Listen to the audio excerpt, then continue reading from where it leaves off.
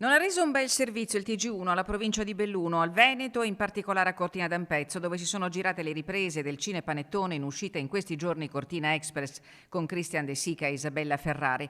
In un servizio realizzato per presentare la commedia è arrivato puntuale lo svarione di geografia che ha collocato gli scenari delle Dolomiti bellunesi tra le suggestive montagne del Trentino. Fosse la prima volta sarebbero già stati perdonati, ma purtroppo questo è l'ennesimo scivolone che avviene purtroppo in tantissime occasioni. Le occasioni sì, anche in questo contesto di un film di portata nazionale, e questo fa male. L'ha detto bene a Focus il presidente della provincia di Belluno Roberto Padrina, il nostro direttore Luigi Bacialli. Gli scivoloni della stampa, scritta e parlata da anni, perseguitano la montagna bellunese collocata a sentimento di qua e di là dei suoi confini naturali.